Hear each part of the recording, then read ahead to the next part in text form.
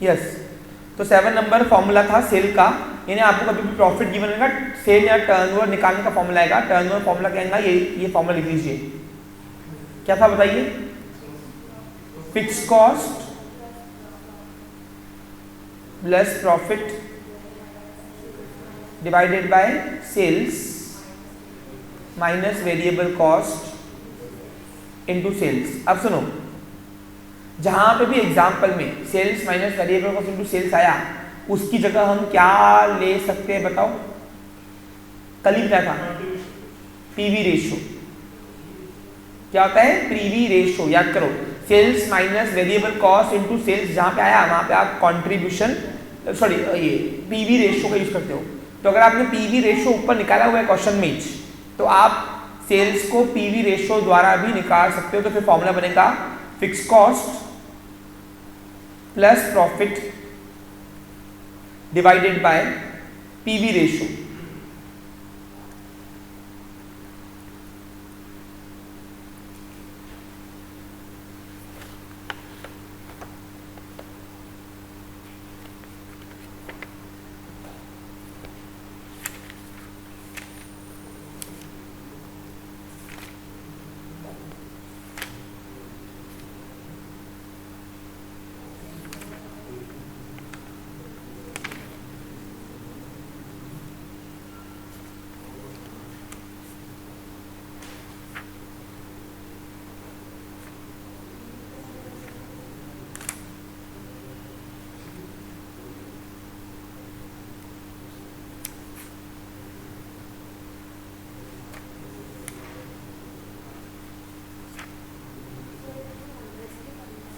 PV ratio को तो into 100 होता ही है। वो रेशो है ना, परसेंटेज है ना, परसेंटेज नीचे आया हुआ है, यानी वो into percentage can be calculated from 100। Okay,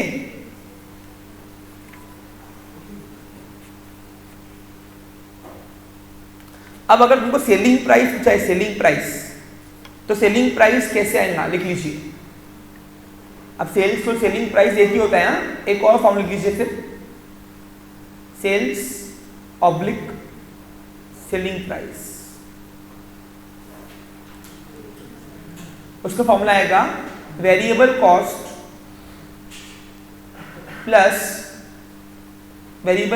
plus contribution.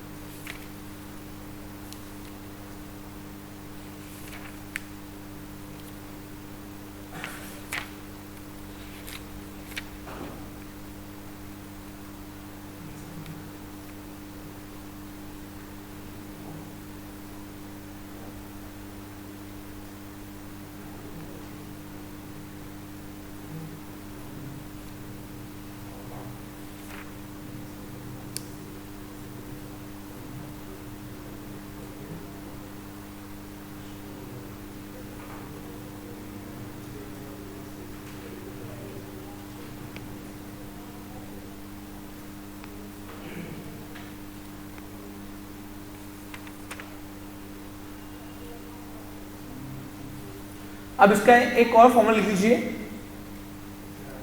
Sales का। अब बताओ, फिक्स कॉस्ट और प्रॉफिट को ऐड किया तो क्या मिलता है? कंट्रीब्यूशन। फिक्स कॉस्ट और प्रॉफिट को ऐड करके कंट्रीब्यूशन मिलता है।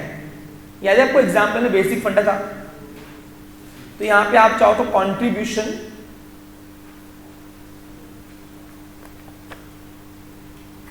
Divided by PV ratio either sales minus variable cost into sales करते हो। ये 4 फॉर्मूला है काय के लिए? सेल्स निकालने का। अब सर कौन सा लगाना मैटर करता है? डेटा डेट कर। आपके क्वेश्चन में डेटा क्या गिवन है। ओके, अब लास्ट फॉर्मूला, लास्ट आपके पेपर में इतने ही फॉर्मूला आएंगे बस। पीवी रेशो, रेशो एनालिसिस से बीपी इजी है, जो क्यों, यहाँ पे ज़्यादा फॉर्मूला इतना भरपूर नहीं है भंडार। और दूसरी बात क्या है, इसको अगर आपने बेसिक टर्म समझ लिए तो बहुत चिल्ला लगता है एक्चुअली। चलो अब लास्ट है प्रॉफिट निकालने का फॉर्मूला। अब सर ये क्या है, आपको सेल गिवन होगा, इतने सेल्स पे इतना प्रॉफिट कितना है निकालना है, फॉर्मूला है, तो उसका फॉर्मूला है, लिख लीजिए। फॉर्मूला आएगा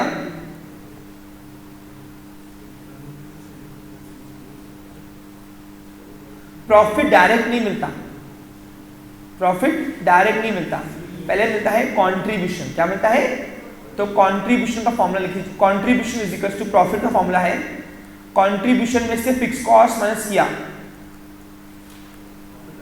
तो प्रॉफिट मिलता है। एग्जांपल दूं, याद करो मैंने आपको बेसिक फंडा सिखाया था, बोलो क्या, मैंने 80,000 का माल बेचा, लेकिन इसी माल को खरीदने के लिए, गुड्स को खरीदने के लिए मुझे परचेसिंग प्राइस लगी 50,000 रुपए, याद है आपको। और परचेसिंग प्राइस किस में आती है, वेरिएबल कॉस्ट में।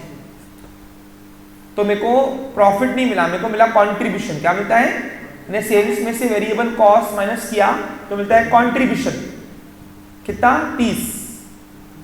अब इस कंट्रीब्यूशन में से मैं क्या माइनस करता हूं, फिक्स कॉस्ट।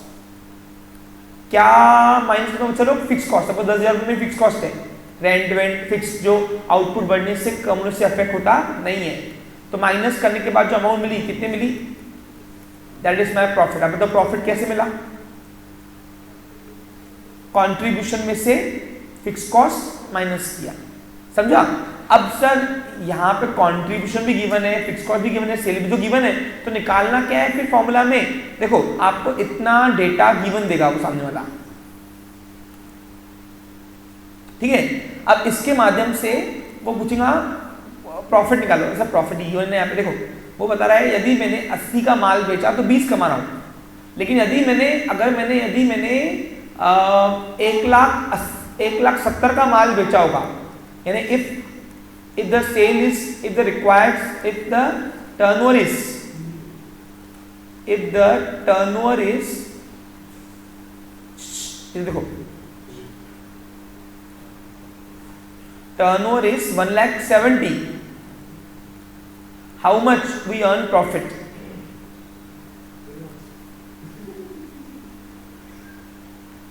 ये आपको पेपर में ऐसा दिया रहेगा, यानी आपको सुनो, एक सेल और एक प्रॉफिट दिया रहेगा, लेकिन वो बोल रहा है 20,000 कमाया तो 80 का माल बेचना पड़ेगा, लेकिन यदि मैंने 1,70,000 का माल बेचा तो मैं प्रॉफिट कितना कमा रहा हूँ, वो निकालने के लिए आपको ये वाला फॉर्मूला लगाना पड़ेगा। अब ये वाले सुन लो, प्रॉफिट डायरेक्ट नहीं आता बच्चा लोग, प्रॉफिट डायरेक्ट नहीं मिलता, पहले मिलता है कॉन्ट्रीब्यूशन। कॉन्ट्रीब्यूशन का फॉर्मूला क्या है, लिख लीजिए। तो फर्स्ट वी कैलकुलेट कॉन्ट्रीब्यूशन। क्या मेरी बात आप सभी को समझ रही है, पहुंच रही है आपकी तरफ? नहीं, तो अब यहां पे कॉन्ट्रीब्यूशन फॉर्मूला लिख लीजिए।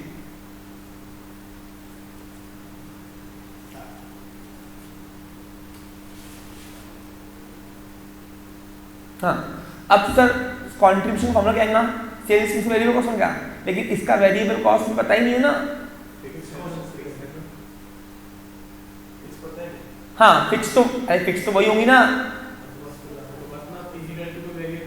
बताओ, अब सपोज फॉर एग्जांपल तुमको इतना डेटा गिवन रहेगा क्वेश्चन में, और लिखा रहेगा if company wants to turnover, if the turnover is 1,70,000, how much we earn profit? चलो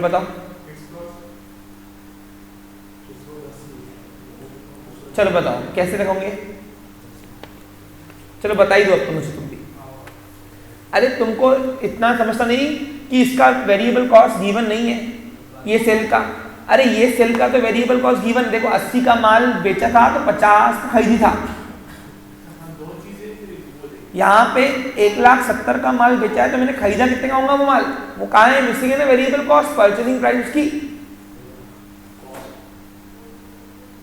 तो फिर कंट्रीब्यूशन का फॉर्मूला लिखो, यानी पहले तुमको कंट्रीब्यूशन निकालना पड़ेगा, और कंट्रीब्यूशन का फॉर्मूला लिखिए,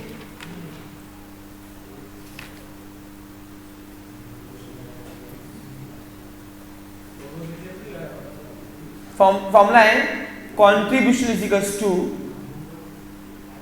आपस में बातें बंद करो, सेल्स ब्रैकेट में sales minus variable cost divided by sales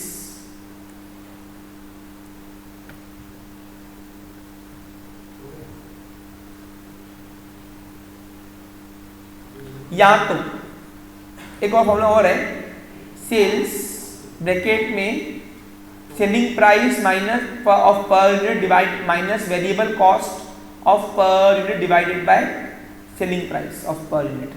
price P यानी प्रॉफिट नहीं होता है, सेलिंग प्राइस होता है। हाँ, पी यानी मैंने आपको लिखवाया है ना, पीटी यानी प्रॉफिट होता है। हाँ, प्रॉफिट को पीटी बोलते हैं।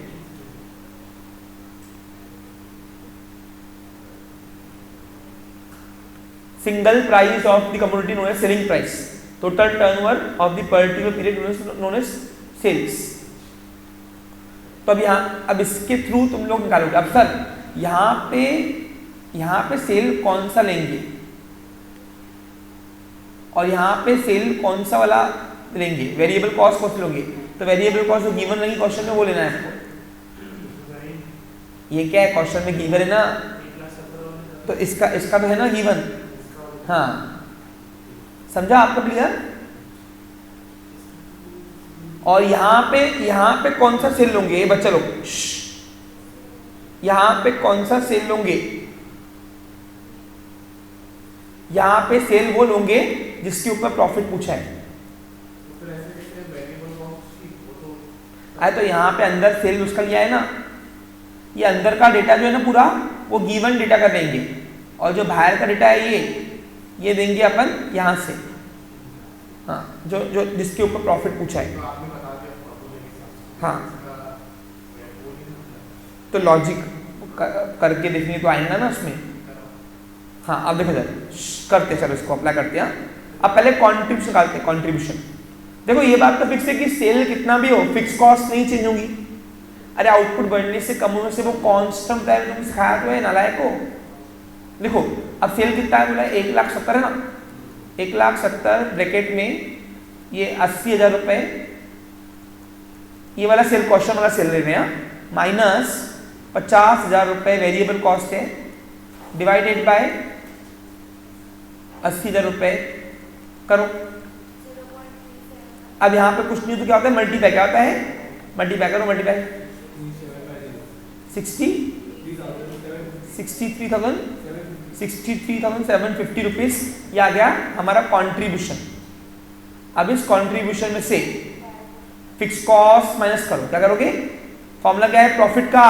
हेलो, हाँ, तो फिक्स कॉस्ट तो वही होगी ना, तो profit is equals to C minus P F. तो सी कितना है, 63,000। हाँ, एक मिनट ये रफ कर रहा हूँ, सॉरी, 63,750 माइनस 10, तो 53,750 इट्स ए प्रॉफिट। यानी इफ मैंने 1,70,000 का माल बेचा तो 53,750 इज माय प्रॉफिट। समझा कुछ तुमको? तो अंदर वाला ये कौन सा डेटा लेना है, जो गिवन है, और ये जो एस है ये कौन सा डेटा लेना है, सेल्स, जिस पे पूछा है प्रॉफिट आपको। क्यों नहीं करेंगे, फॉर्मूला बनाए भी जाते हैं। फिर फॉर्मूला क्यों बनाते हैं? Formula provide simplicity. अब इसको अगर गावरानी भाषा में देखोगे तो आप निकाल सकते हो उसमें से।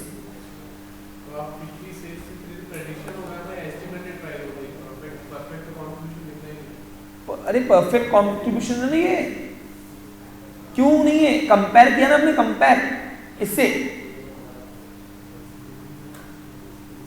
देखिए जरा सुन एक मिनट, अब मैं तुमको एक लॉजिक बता रहा हूँ, सुनो। चलो बताओ, इसका कंट्रीब्यूशन यदि सुनो, इसका कंट्रीब्यूशन यदि ये बच्चा लोग 63,000 कितना था 750 है। इसका वेरिएबल कॉस्ट निकालो। अब वेरिएबल कॉस्ट कैसे आएगा बताओ? हाँ, सेल्स माइनस कंट्रीब्यूशन। अब सेल्स है 1,70,000 और उसका कंट्रीब्यूशन है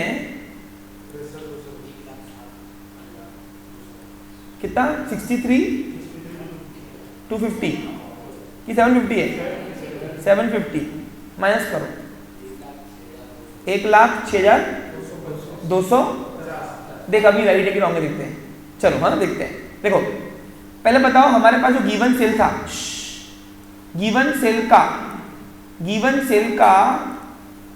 सेल का और वेरिएबल का पर्सन निकालो तो कितना है? देखो तो हमारे पास जो गिवन सेल्स था, कितना गिवन सेल था 80,000, उसका और वेरिएबल कॉस्ट का पर्सन निकालो। चलो बताइए। अरे कैसे निकालो मालूम आपको? 62.5 यानी सेल्स से वेरिएबल कॉस्ट 62.5% है। मानते हो कि नहीं? अब इसका निकालो, सेम आएगा सेल्स का और वेरिएबल कॉस्ट का।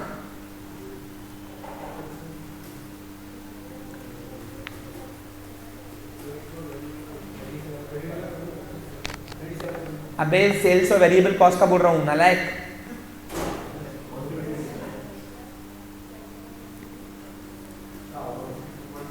आ गया? अब समझ में आया क्या किया तुमने? समझ में आया कुछ? आया समझ में आया क्या तुमको? यानी जितना सेल ऊपर था, हेलो, उसका वेरिएबल कॉस्ट 62.5 था ना, बराबर कि नहीं?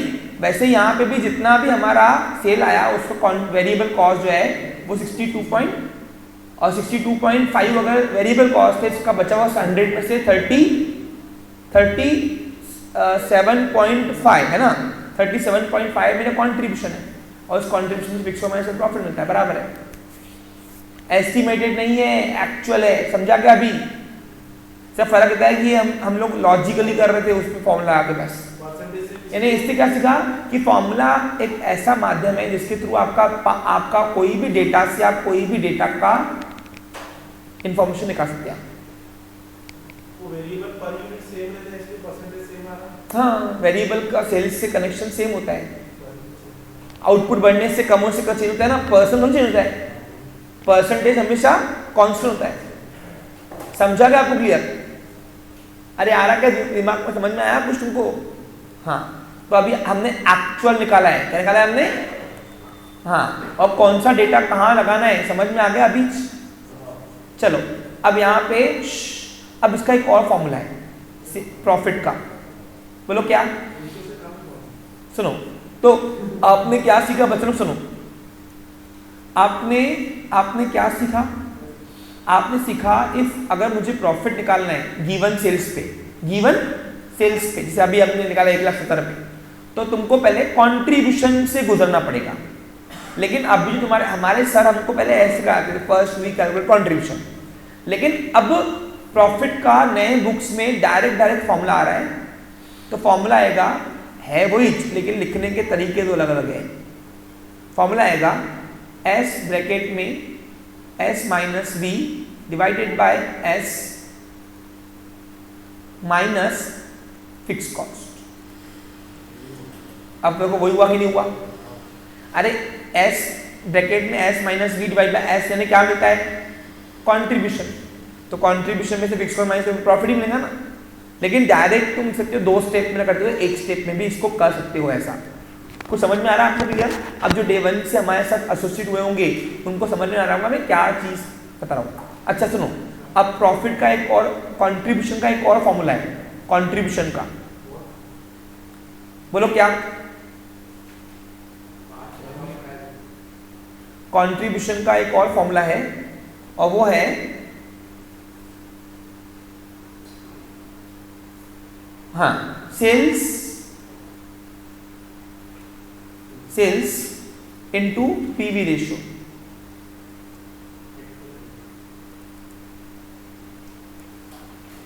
यानी आपको sales minus variable cost divide by sales ना करते हुए क्या करोगे आप? Direct PV ratio.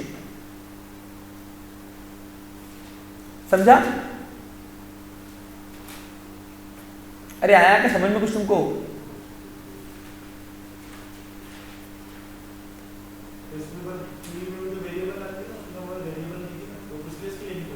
अरे पीवी रेशियो अगर तुम्हारा क्वेश्चन में ऊपर निकला हुआ है, उससे थ्रू वाया जा रहे हो, उसके थ्रू वाया जा रहे हो, यानी आपने ऊपर पीवी रेशियो निकाला हुआ है कहीं का भी, तो उसके थ्रू जा रहे हो आप नीचे, तो फिर आप पीवी रेशियो से गुजरना। ठीक, क्लियर? अब समझ में आ गया? बस that's it, enough for formula class. अब आते हैं पहला एग्जांपल सॉल्व करने, बहुत इजी है, चिल्लर है। पहले बताओ सारे फॉर्मूला के मतलब समझा, क्या पर्पस सर्व कर समझा आपको? अच्छा, आपको पेपर में एक और आता है, लास्ट सॉरी, एक और आता है, मैं भूल जाऊं, वो आता है एक्सप्लेन स्टेटमेंट ऑफ मार्जिन। क्या पूछते हैं मेरे प्यारे बच्चों? Marginal cost statement. ए बच्चा लोग, अगर आपसे पूछा उसने मार्जिनल कॉस्ट स्टेटमेंट तो क्या लिख के आओगे? तो लिखो यहाँ पे 9 नंबर ना, लिखो मार्जिनल कॉस्ट स्टेटमेंट। अब ये क्या है सर? वही था जो बेसिक, जिसके ऊपर पूरा बीईपी अटका हुआ है, बोलो कौन सा? फिर लिख के आना है सर, पर्टिकुलर अमाउंट। बीईपी का बेसिक फंडा मैंने आपको सिखाया था, पूरा बीईपी किसके ऊपर अटका हुआ है टॉपिक पूरा, वो है ये सेल्स लेस वेरिएबल कॉस्ट। क्या मिलता है? कंट्रीब्यूशन। ये कंट्रीब्यूशन में से आपने क्या माइनस किया? तो फिक्स कॉस्ट माइनस किया, तो प्रॉफिट या लॉस। अगर कंट्रीब्यूशन कम है फिक्स कॉस्ट से तो लॉस आएगा, तो जो अमाउंट आएगी that is called as profit और लॉस। पेपर वाले आपसे कभी कभी पूछते, 4 मार्क के लिए आएगा, प्रिपेयर मार्जिनल कॉस्ट स्टेटमेंट। समझा क्या? तो आपको ये लिख के आना है, 4 मार्क टाइप। और मैं आपको बता दूं, पूरा बीईपी इसी के ऊपर डिपेंड है, पूरा बीईपी। ये बेसिक फंडा अगर समझ में आ गया तुमको तो पूरा बीईपी तुम्हारा। ठीक है, क्लियर? अब पहला एग्जांपल सॉल्व करते हैं बिना टाइम पास किए। लिखिए क्वेश्चन नंबर 1 डिस्प्ले कर रहा हूं, ध्यान दो जरा।